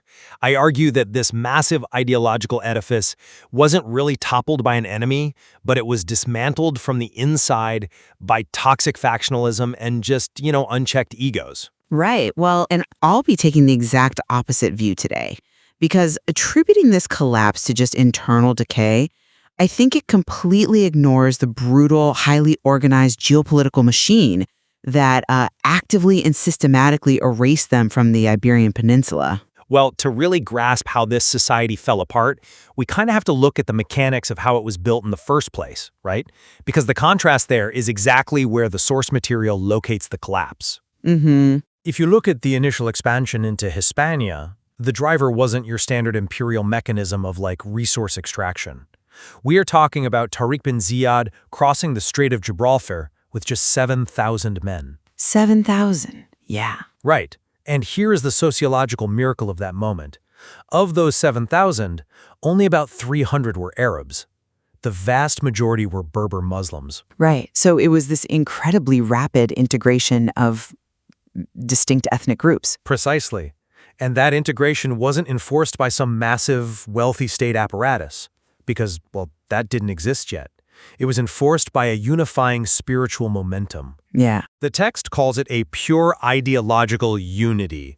It was a love of conquest in the spiritual sense, fundamentally devoid of material greed. And the ultimate proof of this mechanism is how they absorb their enemies. I mean, Musa bin Nusayr, who eventually pushes his forces to within 120 kilometers of Paris, he was the son of a war captive. Wow. And Tariq bin Ziyad himself was a freedman. The only way a former enemy ends up, commanding your army and leading it across a continent is if the societal bond completely transcends tribalism. They operated with this unifying moral cohesion that quite literally won the hearts of the populations they encountered. Sure, I mean, the spiritual zeal is definitely what gets them across the street. But zeal alone does not run 25 paper factories in Cordoba. Well, no, but... And this is exactly where I think the internal decay argument starts to lose the plot a bit. We have to look at the staggering material and administrative complexity of the state they actually built. Okay. When you establish an economy capable of sustaining 28 universities, when you are, translating Aristotle and Plato, stripping out the flaws, and serving Greek philosophy back to humanity, you're no longer just a spiritual camp. You have transformed into a highly advanced, geographically massive administrative state. Right, but that transformation into a massive administrative state is exactly the mechanism of their downfall. When a society's primary bond is spiritual, material wealth is just a byproduct. But when the spiritual bond dissolves, that material wealth becomes a source of internal competition. I don't know if I agree that... Let me put it this way. It's like when you build a massive, opulent mansion, but the family inside absolutely despises each other. The sheer size of the house doesn't keep them together. It just gives them more rooms to fight over, right? And more valuables to hurl at each other. The wealth became the accelerant for their tribalism. See, it didn't become an accelerant for tribalism, though. It became a massive geopolitical target. I mean, when you introduce advanced botany to the Iberian Peninsula, producing these agricultural encyclopedias that Europe would rely on until the 19th century. Which is incredible, yes. Right. Or when you introduce sugar and citrus to a continent that previously had no concept of them, you are generating unimaginable wealth. Andalusia was a diaspora civilization. It was planted in a region previously dominated by the Visigoths, who, frankly, had their own brutal methods of forcefully converting populations to Catholicism. True. The Muslims built an incredible civilization there, but they were completely surrounded by hostile forces that were actively waiting for a moment of weakness to reclaim that wealth. To pretend the external pressure wasn't the primary engine of their downfall is just, missing the forest for the trees. But look at the reality on the ground, though. The external forces didn't have to engineer the downfall because the Andalusians did it for them. I mean, the historical evidence in our material points to a society that rotted from the inside out, centuries before the final external blow was struck. The root cause wasn't Castilian military genius. It was asabiya, this virulent, blinding tribalism. Well, we certainly see intense factionalism during the Taifa period. I mean, I don't deny that the era of the petty kingdoms was incredibly unstable. Unstable is putting it mildly. For the listeners who might not be intimately familiar with the Taifa period, think of it like a massive, dominant multinational corporation suddenly shattering into 30 competing, deeply paranoid mom-and-pop shops. Right. They still have access to the advanced technology. They still have the wealth, but they've completely lost the scale in the unified leadership required to defend themselves. You had Arabs rising up to eradicate the Berbers, the exact same people whose blood was spilled alongside theirs to build the civilization in the first place. Yeah, and you had intense regional fractures too. Exactly. You have Yemenis fighting Syrians. When the Yemenis are defeated, the Syrian factions immediately split, and the Kaisensis start fighting the others. It was an endless, exhausting Russian nesting doll of bigotry. And here is the core insight of this entire era. What's that? The ultimate danger of polarization isn't just that you fight your brother. The danger is that you become so blinded by the fight that you will literally hand the keys to your city to your worst enemy just to win the argument. Ah, you're referring to the alliances with the Christian kingdoms? Yes. I mean, the most damning indictment in the text is the explicit detail of Muslim factions aligning with Christian counts against one another. You have Muslim rulers literally saying, "I will give you Cordoba, just help me defeat my rival." Right. They were weaponizing their own existential threats against their brothers. The material details horrific incidents where factions captured a scholar, chopped him into pieces, and, in their frenzy, practically tried to consume him out of sheer, blinding hatred. Jeez. The text frames this sociologically and theologically, right? When a society harbors that level of internal hatred, it loses its moral mandate to exist. They were not defeated by the enemy. They defeated themselves. Wait, you can't just wave away a highly organized, heavily armed, centuries-long geopolitical campaign by blaming the egos of the people being pushed out. I'm not waving it away, That is essentially blaming the victim for the sword at their throat. Yes, the internal strife was horrific, but you are completely ignoring the incredible structural resilience this civilization possessed despite those fractures. Look at the timeline of the collapse. Okay. Cordoba, the great jewel, falls in 1236. The major cities are dropping one by one to the Christian kingdoms. And yet the Nasrid dynasty manages to survive on a tiny mountainous coastal strip centered around Granada for another 250 years. But surviving on a fraction of your former glory, constantly paying tribute to your enemies just to exist, isn't exactly a triumph of resilience. It's a slow, agonizing death rattle. I disagree entirely with that framing. It proves that the spiritual and structural core of this society was not entirely bankrupt. If they were as completely morally decayed and spiritually abandoned as you suggest, they would have been swept into the sea in a decade. Well, instead, during this twilight period, under immense demographic and geographic pressure, they'd build the Alhambra. You cannot walk through the Alhambra and conclude that this was a society devoid of a spiritual core. The source notes that every single wall, right down to the royal bedrooms, is inscribed with the phrase, "Wala Galiba illallah." There is no victor but God. Right. It was a continuous, unbroken chain of architectural humility. A completely decayed society does not produce the Alhambra. That resilience shows they were holding a line against an overwhelming, systemic external pressure that simply had more manpower and a massive geographic advantage. I see why you point to the Alhambra, but let's look at what the Alhambra actually is structurally.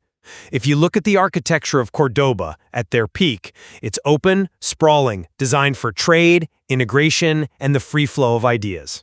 The Alhambra, as beautiful as it is fundamentally a fortress perched on an inaccessible cliff. Its beauty hides an intense, suffocating paranoia. They were literally building massive walls to keep each other and the outside world out. They had lost what the text calls the Husna, the unifying, beneficial beauty of their community. Wait, how are you defining Husna in this context? So the source material deeply explores this concept. True Husna isn't just about making a building look aesthetically pleasing, right? It means the essence of the society must be good, beneficial, and fundamentally unifying. Okay. The Andalusians lost that internal Husna the moment they fractured it with racism and tribalism. By the time they are hiding behind the fortified walls of the Alhambra, they are simply experiencing the inevitable consequence of that internal loss. The final erasure of the state wasn't some unpredictable external tragedy. It was the delayed bill coming due for centuries of internal division. They dismantled their own immunity. Well, losing your immunity is one thing. Being injected with a lethal virus is another. Fair. What happened to them in those final centuries was an agonizing systemic eradication that cannot be brushed off as a delayed bill. We have to look at the final erasure and the reality of the Moriscos, the Muslims who remained in the Iberian Peninsula after the fall of Granada. You want to talk about a loss of beauty in Husna?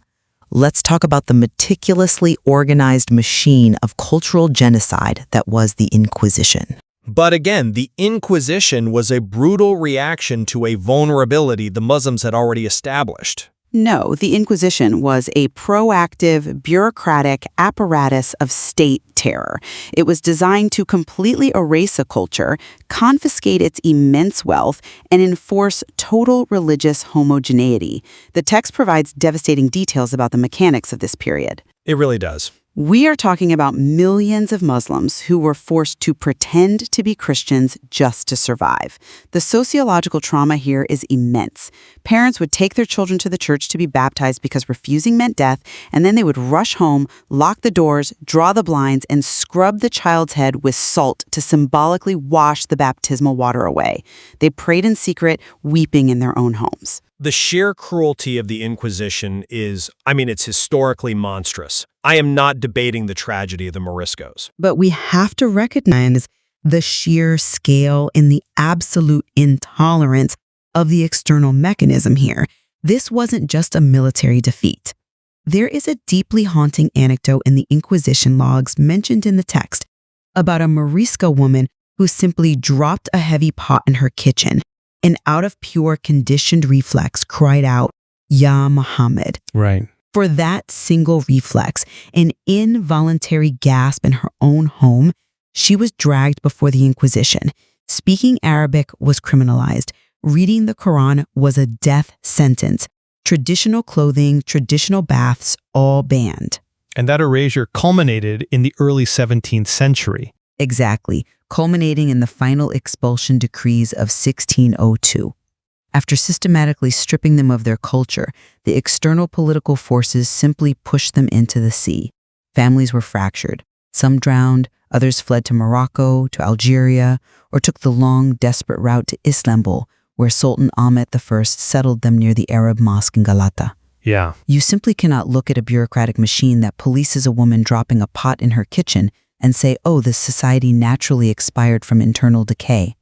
This was a civilization being suffocated and forcibly ripped out by its roots by a geopolitical force that entirely refused to tolerate its existence. The Morisco reality is deeply painful, and the mechanisms of the Inquisition were indeed designed for total erasure. But let me push back on the causality here. Okay. Would that external bureaucratic terror even have been possible if the internal unity of Andalusia hadn't shattered centuries earlier?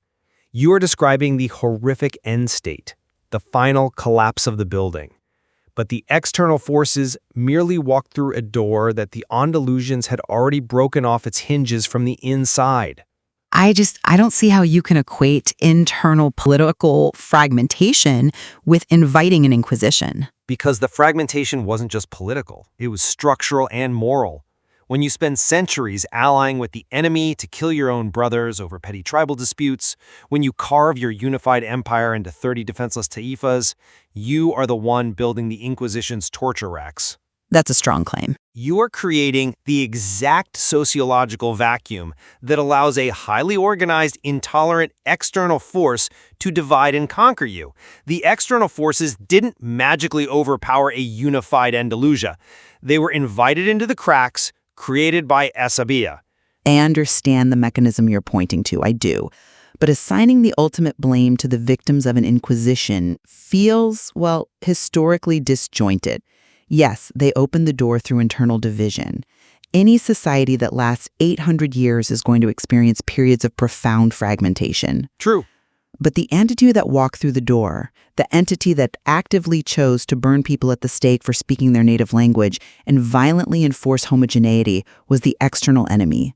The agency of destruction belongs to the destroyer. But if the destroyer only succeeds because you handed them the blueprint to your fortress, your own agency in the collapse is the primary lesson. To me, Andalusia is not primarily a story of a society handing over its blueprint. It is the ultimate testament to the endurance of faith, science, and civilization. Despite being surrounded by explicitly hostile kingdoms, despite the internal fractures that plague every human society, they managed to sustain a pinnacle of human achievement for 8 centuries in a foreign land. They built an intellectual infrastructure that literally dragged the rest of the continent out of the Dark Ages. That is a story of extraordinary resilience against overwhelming external odds. And to me, Andalusia stands as a profound, terrifying cautionary tale about the absolute necessity of internal cohesion. It shows us that no amount of scientific advancement, no amount of 28 university cities, paper factories, or architectural wonders can save a society that has lost its internal moral compass. Right. When factionalism, racism, and ego take root, civilization hollows itself out. The walls of the Taifas might still have looked strong, The wealth might still have been flowing, but the mortar holding the stones together was gone. Well, I think we can both agree at the very least that Andalusia represents a staggering peak of human intellectual and spiritual achievement. Oh, absolutely. The historical irony is that the massive translation centers in Europe had to be built after the fall of Cordoba just to process the sheer volume of Muslim scientific output. Yeah, it's wild to think about. We are talking about everything from advanced geometry and astronomy to the very first documented attempts at human flight by Abbas ibn Firnas. The fact that this incredible engine of human progress was halted shows what a profound tragedy its loss was to the entirety of world history. It is a historical tragedy of immense proportions, and the ripples of that erasure are definitely still felt today. And it forces us to reflect on the mechanisms of how we evaluate the health and longevity of great civilizations. You cannot look at the longevity of a state without examining both the internal spiritual health of its society and the brutal external material realities it faces. You just can't separate the sociology from the geopolitics. Exactly. And the next time we look at the ruins of Cordoba or walk through the breathtaking fortified halls of the Alhambra, we should realize that those stones hold a much deeper, more complex history than just a simple textbook story of conquest and defeat. There's so much more to explore in this material about how human societies manage to endure against all odds, and how the mechanisms of tribalism and external pressure ultimately cause them to shatter. Which brings us right back to that architectural wonder we started with. We look at the broken stones of a once unparalleled civilization and we ask ourselves, was it the relentless storm outside or the creeping rot in the mortar that finally brought the walls crashing down? Yeah. Perhaps the answer lies somewhere in the immense tension between the two. We will leave it to you to weigh whether internal unity or external forces are the ultimate deciders of history. Thank you for joining us on the debate. Imagine looking at a map of the world. But instead of seeing political borders or oceans, you only see the places where your heart has actually felt a profound, genuine connection. Right, like an emotional topography. Yeah, exactly. What would that landscape actually look like? Because usually when we talk about history or geography, there's this expectation of clinical precision. Oh, absolutely. You point at a country, you recite its capital, and the transaction is just, it's complete. Right. It's clean, it's categorized, it's safe. We definitely prefer that binary approach. Yeah. Human empathy is, well, it's messy. We like our geography visible and neatly placed in a textbook, entirely separate from our emotional state. But then you step into the world of human empathy and historical tragedy, and suddenly that neat little textbook map is just completely useless. The landscape becomes incredibly complex. Okay, let's unpack this. Let's do it. We are pulling apart a fascinating lecture today by the Turkish thinker Mustafa İslamoğlu. We're looking at a transcript titled El-Esma-ul Husna, which translates to Lessons on the Beautiful Names of God. Yeah. But as we'll see, it is way more than just theology. Oh, for sure. It's this sweeping historical, emotional, and linguistic journey. We're going to explore the profound connections between the rise and fall of the Andalusian Empire, the destructive nature of tribalism, and a really stunning linguistic analysis of what true beauty actually means. It's a huge scope. And the lecture opens with this striking, almost uncomfortable thought about how we perceive connection on a global scale. Right, the hidden map. Yeah. He suggests that sometimes it takes a profound, earth-shattering tragedy to reveal that hidden map inside us. Historically, he points out that many Muslims only truly discovered places like Bosnia or Macedonia, Chechnya, and Kashmir after devastating wars or earthquakes tore those regions apart. So the empathy didn't just exist in a vacuum. It required a catalyst of intense suffering. Exactly. Those places essentially didn't exist on their internal emotional map until they were saturated in pain. He uses ACE, Indonesia, as a prime example. The tsunami, right? Yeah. Before the devastating tsunami, there was very little global consciousness directed toward Asia. But when that disaster struck, wiping out an estimated 10 to 15% of its population in just a matter of hours. Which is just an unfathomable number. It really is. Huh. And the sheer scale of the horror forced a connection. It compelled people thousands of miles away to reach out, to build schools, to suddenly recognize a shared humanity that had just been dormant. The tragedy, as agonizing as it was, essentially brought lost siblings back into the fold of the collective heart. That's a good way to put it. It's a heavy realization, though. We rely on the absolute worst moments of human existence to remind us that we actually care about each other. Yeah, we do.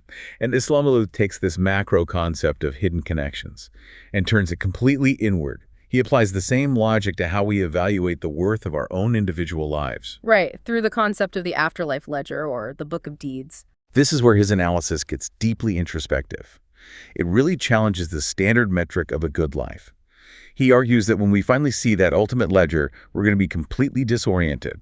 How so? Well, the things we expect to be our absolute biggest achievements. Yeah. You know, the grand public gestures, the massive charitable donations, community organizing, they're often voided entirely. Voided, like they don't count. They become spiritual waste. Oh, wow. Because the underlying motivation wasn't pure, right? Exactly. The mechanism of failure here is ego. Specifically, Riya, which is the act of showing off. If you execute a massive, seemingly selfless deed, but the core psychological driver was just the desire to be seen doing it, the spiritual value instantly drops to zero. The act is marked as defective because the currency of the afterlife isn't public utility, it's the purity of intention. Right. And to illustrate this, he shares an incredible uncalculated moment about a man trying to deliver Qurbani charity meat to Palestine. A completely routine, unglamorous task. Totally routine. And unexpectedly, he gets detained overnight by Israel. It wasn't planned. Nobody back home knew it was happening. There was no audience to applaud his sacrifice. No social media post to draft. Exactly. It was just a cold, frustrating night in detention. And the lecturer suggests that this tiny, uncalculated moment of hardship might be the very thing that saves him on that ledger. Precisely because it was completely stripped of any performative aspect. Yes, because it lacked any ego. Okay, I love this part. It's like saving a massive 4K video project on your hard drive, right? But because there's a glitch in the ego when you try to open it at the end of your life, the file is totally unreadable. Oh, that's a great analogy. Thanks. But then a tiny raw text file of genuine goodness opens perfectly because there was no complex coding to get corrupted. The intention is the operating system. Yeah. And if we take that idea of a pure ego-free operating system, we can actually see what happens when it scales up to a macro civilizational level. Yeah. This brings us to history's grandest realization of that spirit. Islamic Spain, Andalusia. The 800-year dream. How did a relatively small group achieve something so massive? Well, the foundational stats the text provides are just staggering. In the year 711 AD, Tariq bin Ziyad and Musa bin Nusayr lead this unbelievable expansion. Right, Tariq is the one who gave that famous speech. Yeah, the sea is behind you, the enemy is in front of you, basically burning the ships and removing any psychological safety net. And they push with such velocity that Musa's forces reach within 120 kilometers of Paris. That's incredibly far into Europe. But what really demands our attention here isn't the military strategy. It's the sociology of who these men actually were. Oh, right. The text points this out. Yeah, Musa's father was an enemy combatant, a prisoner of war who had been captured, and Tariq was a freed slave of a freed slave. Wait, really? You don't hand the vanguard of your empire to a former slave and the son of an enemy POW unless your society operates on a fundamentally different metric of value? That meritocracy is the entire point. The true power of the early Islamic Empire wasn't weapons or tactical genius. It was a psychological and cultural integration so profound that the children of their defeated enemies grew up to genuinely believe in the system. They became its greatest generals. Exactly. You cannot achieve that level of loyalty with brute force. You only achieve that if the system you introduce is perceived as more just and more appealing than whatever they had before. And the intellectual zenith they reached as a result of that integration is just wild. We're talking about a society that introduced sugar, rice, and citrus fruits to Europe. The agricultural impact alone was massive. Totally. And in the city of Cordoba alone, they supported 25 paper factories and 28 universities. The library of the ruler, Al-Hakam II, who is referred to as Hisham II in our source text, held 400,000 painstakingly handcrafted manuscripts. It was an environment where intellectual curiosity was the highest currency. You had scholars like Ibn al-Baytar writing botany encyclopedias that Europe relied on until the 19th century, and Ibn Rushd, or Averroes, essentially preserving and teaching ancient Greek philosophy back to the West. Operating in stark contrast to the intellectual stagnation in much of Europe at that time. But here's the fascinating paradox in the text. Alongside all that unprecedented scientific wealth, they maintained a hyper-awareness of the exact glitch we talked about earlier. The ego. Yeah. Look at the Alhambra Palace in Granada. It's the absolute pinnacle of architectural achievement. Yet every wall, every archway, even the private bedrooms of the rulers are inscribed with a single repetitive phrase. La Galiga ilallah. There is no victor but Allah. It's a civilization carving its own limitations into the stone of its greatest triumphs. So what does this all mean? Is the Alhambra inscription basically the architectural equivalent of a daily memento mori app? What? You know, like an app pinging the ruler's phone to prevent arrogance, just a visual push notification saying, hey, don't get a big head. That's exactly what it was. It was a literal structural defense mechanism against hubris.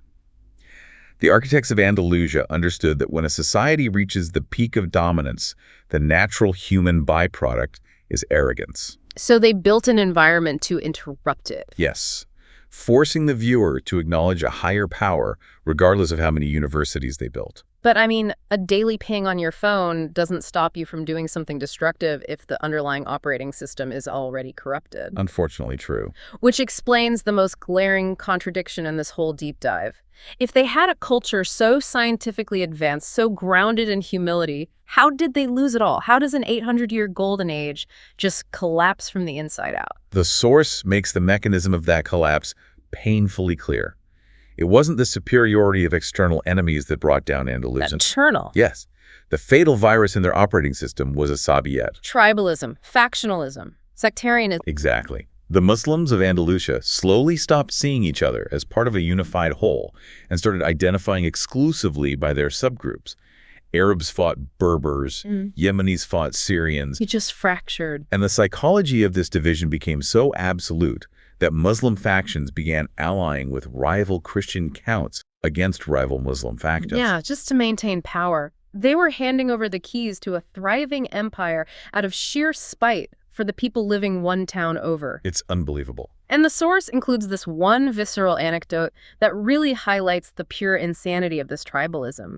The internal hatred grew so toxic that one faction captured a rival scholar, chopped him into pieces, and literally tried to eat him raw. It's a gruesome reality. We aren't talking about uneducated barbarians. These are the descendants of a civilization with 28 universities in a single city, resorting to cannibalism out of political hatred. The lecturer uses that grotesque image to illustrate a profound spiritual law.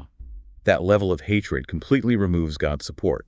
When you consume your own brother, metaphorically, through factionalism, or, in that extreme case, physically you destroy the very meritocracy that made the civilization great. The intellectual achievements couldn't save them because their spiritual core had rotted out. And the agonizing aftermath of that internal collapse is what makes it so tragic. Once the empire fully fragmented and fell, the remaining Muslims, the Moriscos, were forced into an existence of absolute paranoia. They had to completely hide their faith. The text describes how they would publicly baptize their children just to appease the authorities and then secretly scrub the babies' heads with salt at home to wash it away. The psychological toll of that must have been unbearable. It reached a point where one specific detail from the text just haunted me. A woman was sent to the deadly Inquisition simply because she dropped a pot in her kitchen, and out of pure instinctive surprise, she yelled, "Ya Muhammad!" A reflex, a linguistic habit passed down through generations, slipping out in a moment of surprise. And it sent her to the Inquisition, dropping a pot. That is the ultimate price of a Asabiyyat. If we connect this to the bigger picture, external collapse is almost always preceded by internal fragmentation. The real enemy was the division in their own ranks. That is a chilling thought, which forces us to ask, if internal division destroyed the physical empire, how are modern people supposed to interact with the physical ruins that are left behind today? Right, moving from history to modern application. Exactly. The lecturer addresses this by sharing his modern-day experience visiting the Great Mosque of Cordoba, which functions today as a cathedral. He shares a deeply personal observation about the emotional weight of that space. He notes that while touring this magnificent structure built by his spiritual ancestors, Muslims are strictly forbidden from praying there. And he compares this to the Hagia Sophia, right? He does. To emphasize his feelings of displacement, he points out his claim that while the Hagia Sophia is open to Muslims, Cordoba remains closed to Islamic prayer. And just to be clear to you listening, we're simply relaying the lecturer's stated viewpoint here. We aren't endorsing or debating the modern politics of historical heritage sites. We're just reporting his context. Exactly, just conveying his experience. And his emotional reaction to walking through those pillars is undeniable. It sets up a beautiful contrast from the text, though, with Roger Garaudy. Yes, Roger Garaudy, a French convert to Islam, recognized the profound sorrow of Muslims visiting Cordoba and having nowhere to connect with their heritage. So he bought a traditional Andalusian house right next door to the mosque. He turned a piece of real estate into a sanctuary. A safe haven for Muslims to pray, drink tea, and feel a tangible connection to that lost history. And Islamoğlu sharply contrasts Garaudy's action with the behavior of many wealthy Muslims today. Right. He laments that they freely spend their wealth buying luxury villas in America or Europe for mere vacations, entirely neglecting their own historical roots. It's the difference between being a passive tourist and an active builder. And this leads to his concept of the Andalusia Umrah. Typically, Umrah refers to the minor pilgrimage to Mecca, right? It does. But he recontextualizes the word by breaking down its linguistic root. Umrah literally translates to building or inhabiting. Okay. Therefore, his argument is that visiting Andalusia shouldn't be about tourism. It shouldn't be about taking photos for social media. It should be about spiritually rebuilding a connection to the essence of those stones. Because the text says the stones would cry tears of joy to see their lost brethren return. Exactly. But wait, let me push back on this gently. Is he saying we should physically reconquer Spain? No, the speaker is explicit. He says, put away the swords. This has absolutely nothing to do with physical territory or military reconquest. So it's internal. Yes, it is about a conquest of the heart. You cannot authentically build a spiritual connection to the triumphs of the past if your present reality is consumed by the exact same sectarianism that destroyed those triumphs in the first place. You have to end modern Asabiyyat first. So the tourist sees a pretty building, but the spiritual builder sees a mirror reflecting their own internal state. Perfectly said.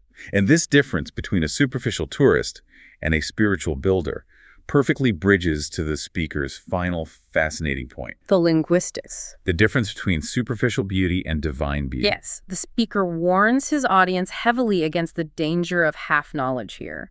He references his fear of the half-ignorant who make translational errors. Because knowing half a truth often leads to greater delusion than knowing nothing at all. This brings us all the way back to the title of the lecture itself. Esma-ul Husna, the beautiful names of God. He dissects the standard Turkish translation of the word beautiful, which is güzel. He reveals the etymology of güzel, tracing its roots back to the phrase göze elveren. Göze elveren, meaning that which reaches out to the eye. Right. It denotes a strictly visual, physical beauty, something that is aesthetically pleasing on a surface level. But there's a massive problem there. If you translate the concept of God's beauty using a word that fundamentally means visually pleasing, you are severely limiting the concept. Güzel only covers the absolute surface. And worldly, visual beauty can actually operate as a fitna. A temptation or trial that leads you astray. Exactly. Which is why the Arabic term husna operates on a completely different dimension. Husna isn't merely about reaching the eye. It represents a profound beauty that reaches the heart. Not just the eye, the heart. It is inherently good, beneficial, and safe. Within Islamic aesthetics, it fulfills necessities, needs, and enhancements simultaneously. It doesn't just look pleasing. Its very nature is goodness. Okay, here's where it gets really interesting. Think about the parallel we've been drawing this entire time. The physical ruins of Andalusia, they are undeniably visually güzel. They reach out to the eye. Any tourist can see that they are pretty. Right. But if you don't know the history, if you don't understand the tragedy of the Moriscos or the terrifying Asabiyyat that caused a society to eat its own scholars, you are only experiencing half knowledge. You are trapped on the surface. That is a brilliant synthesis. And that exact same limitation applies to human understanding of the divine. The lecturer notes that using these beautiful names, the Husna is intended to serve as a mirage. A ladder or an ascension point? For the human mind, yes. The human mind is inherently limited. We categorize things by what we can see and measure. We cannot comprehend God's pure essence without inevitably falling into the trap of anthropomorphism. Which means treating God like a physical object or attributing human characteristics to the divine. Right. So we desperately need the names, these specific concepts of profound, heart-reaching beauty, to act as a necessary bridge. They allow the mind to climb toward understanding without reducing the creator to something merely visual. So to truly see anything of value, you have to actively look past the visual. You need the deep historical, linguistic, and spiritual knowledge to back it up. You have to move the point of connection from the eye to the heart. Wow. Let's do a quick recap of the staggering journey we've mapped out today. We started with that hidden geography of empathy, exploring a spiritual ledger where our grandest deeds might be completely erased by our own ego. Well, a silent, uncalculated moment of pure hardship saves us. Right? Then we traveled through the breathtaking 800-year rise of the Andalusian Empire, only to watch it collapse from the self-inflicted wounds of tribalism and sectarianism. And finally, we navigated that stunning linguistic revelation, that true beauty, Husna, must reach the heart, not just the eye. Because if we navigate the world relying solely on what reaches the eye, we are operating entirely on half-knowledge. It demands a total shift in perspective, which leaves us with one last thing to ponder. If an 800-year golden age could be destroyed from the inside by tribalism and ego, and if the very words we use to describe the world limit our ability to understand the divine, Yeah. how much of your own reality right now is being limited by the half-knowledge you've accepted as the whole truth? That is a heavy, necessary question to sit with. Thank you for joining us on this deep dive. We encourage you to go out there and relentlessly question the surface level of everything you see today. Look past the innate borders and find the places where your heart actually connects. See what your true map really looks like. Until next time.